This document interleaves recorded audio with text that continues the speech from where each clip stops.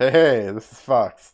This video is going to be a catch-up video for those who don't have time to look into Torchlight Frontiers, or maybe those who are just finding out about it.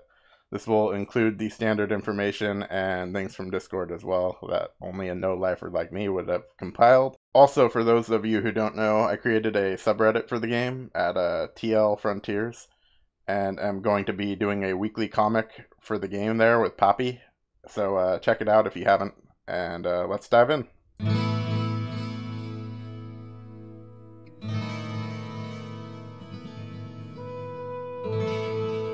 Alright, first off, if you're looking for an update as to when the alpha is going to happen, it sounds like it's roughly going to be 1 or 2 months away, give or take.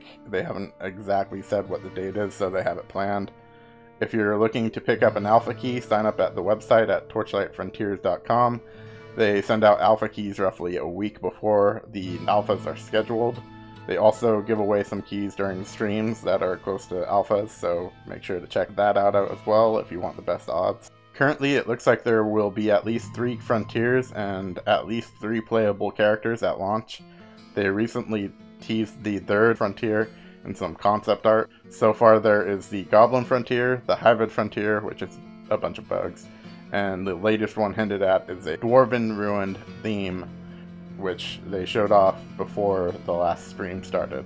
The possible 4th frontier that might just be a part of the Dwarven frontier is one consisting of mechanical vulture creatures that look electrical themed in nature. They haven't actually mentioned their progress on the Dwarven / vulture themed frontiers, though they have mentioned that the Hybrid frontier should be finished by the next alpha.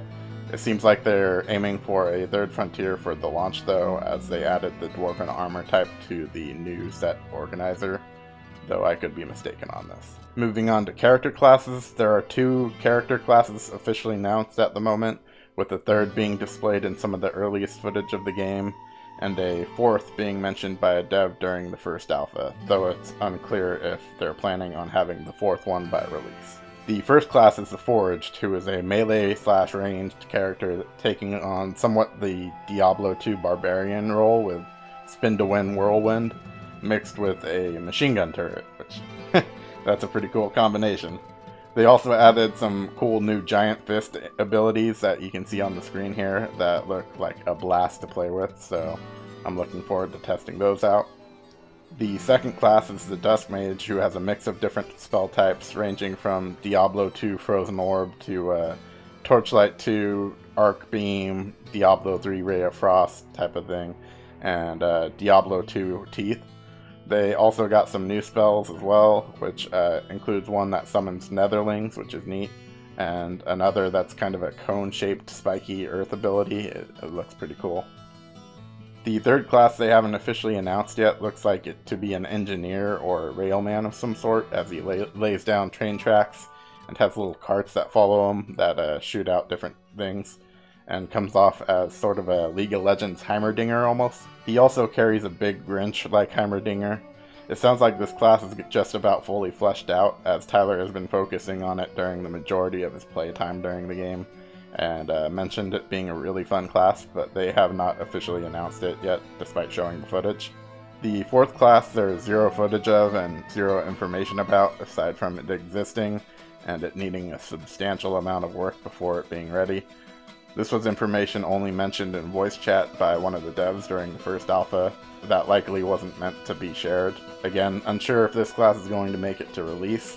I'm kind of guessing it might be aimed at that, but it sounds like the class has a bunch of work on it still needing to be done, so I'm not sure on that one. Originally, this game was aimed at not having character levels and basically had mechanics that tried to simulate those character levels. In the end, that idea fell short, as it was something players weren't used to and didn't enjoy, despite it incorporating a lot of the same restrictions that levels added to the game. So they just went the direct route and added levels to the game, which works out well. Now there's a frontier-specific leveling system which will allow some of the grindier mechanics that were in the first 2 alphas to be eased up on or removed entirely, which should go a long way to smooth out the gameplay loop. One such mechanic that has changed because of that is the quest system. Previous to this, you had to hit up just about every cave you saw to knock out the quests inside to be able to progress to the next zone. Now a chunk of those quests are instead going to be optional side quests that will likely reward a chunk of experience, gold, skills, etc. to encourage you to do it, but not force you to do it.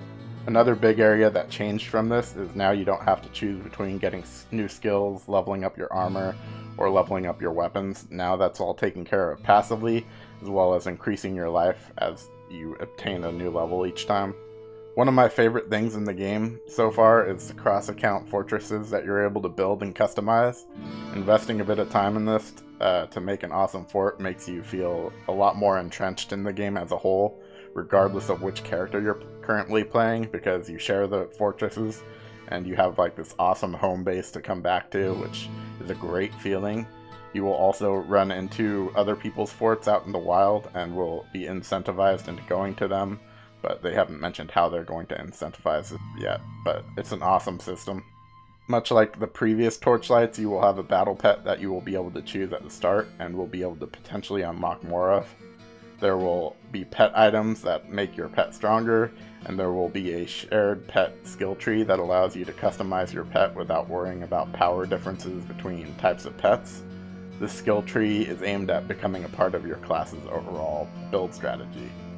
There has been no mention of whether or not fishing will be added to the game yet, like in previous Torchlights. If such a thing were to come, it would likely be later down the line after more important features were added. The mapwork system is going to be returning to this game from Torchlight 2 as well, though the current iteration of it is somewhat a placeholder. Currently you just click on the mapwork buildings and it creates a random portal to the Goblin Frontier. Later on you'll be able to choose which frontiers you go inside of and possibly choose different modifiers for it. So far there is no transmog in the game. Tyler, the lead dev, and Max, the CEO, seem to have different standpoints on such a system, so it isn't clear if such a system will eventually make its way into the game or not. That being said, they have added a gear set system to easily swap off sets with the statue in your fort, which then has the statue wear the gear that you are giving to it. This is an awesome system that gives a legitimate and realistic reason as to why you'd need to go back to your fort to swap gear sets. Tyler spent his Christmas vacation making that system happen. Great job, Tyler, that looks fucking amazing. There is going to be no trading in this game, with the possible exception of trading with party members who see gear drops while you're in group with them. The philosophy behind this is that it is much more fun and exciting to see a piece of gear drop that you've been looking for, rather than just trading for it. This will also limit what third-party sites will be able to sell, so will hopefully limit the spam that plagued Diablo 2 for such a long time. Waypoints were originally hard-capped to one location with an MMO mentality in mind, but that's being changed to the original Diablo 2 styled waypoints, as the MMO approach doesn't work well in an ARPG, so they're changing that out. Raids and dungeons don't really seem like they're going to be a thing, at least not at the start. There's been some mention of the struggle to incorporate bosses that actually make you feel like you need to get a group of people for, so they've been having difficulties trying to incorporate that well. There is going to be some PvP, but it sounds like it's very much unstructured, similar to Diablo 2, where it was just like duels outside of town. I'm not sure the exact workings of this system yet. They haven't really talked about it, and so far it seems like they've put only a bit of time into it, so it will likely come later down the road, or it might be being worked on right now with some of the other endgame content. That being said, when I asked Max about the potential of a Diablo 2 styled ladder, he mentioned that ladders could be done in various ways with various metrics. Some of those metrics would be like most monsters killed, deepest dungeon, races of various sorts. Those are the ideas they were playing around with, so we'll see what they come up with in the end. So far the game is only going to be on PC via Arc Launcher, PS4, and Xbox One. There has been a lot of clamoring for people wanting it on Switch and Steam as well, and while they are leaving the possibilities of such things open, they aren't promising anything yet. The same goes for crossplay with platforms. There are over 20 relics planned or completed, only a limited amount of which are available thus far. Relics essentially act as a League of Legends ultimate ability, Some of the relics also have an active ability that goes along with them, so it can become a part of your character's spell rotation, as well as a big cooldown that you can pop for bosses and whatnot. The relics feel like they're aimed at being along the same strength and power ratio as one another, just enhancing different facets of gameplay and aimed at creating different builds and that you can specialize around. The last topic, monetization, is unsurprisingly the least popular subject regarding the game so far, it seems like. Max and Extra are in full control of the monetization systems. Perfect World is not involved in any way as to how they choose to monetize their game. I made a video on this topic specifically, so if you want my full-blown opinion on the matter, feel free to go check out that video. I'll just briefly go over the topic for this game summary, though keep in mind all of this is subject to change. Certain relics might be purchasable via money, though Max made assurances that those relics will also be reasonably farmable in-game. They are also planning to offer limited boosts in various game metrics via Mapworks portals, which will be shareable with party members. The metrics they mentioned so far were Magic Find, Gold, and etc. There was also discussion of possible pet and fort cosmetics being available as well, though it doesn't sound like the character transmog gear is going to be included in their store, which is probably why they're including boosts in the first place. If you're curious as to why they aren't selling cosmetic transmogs, it's basically because Max wants players to be able to see what type of gear people are wearing based off of the appearance alone.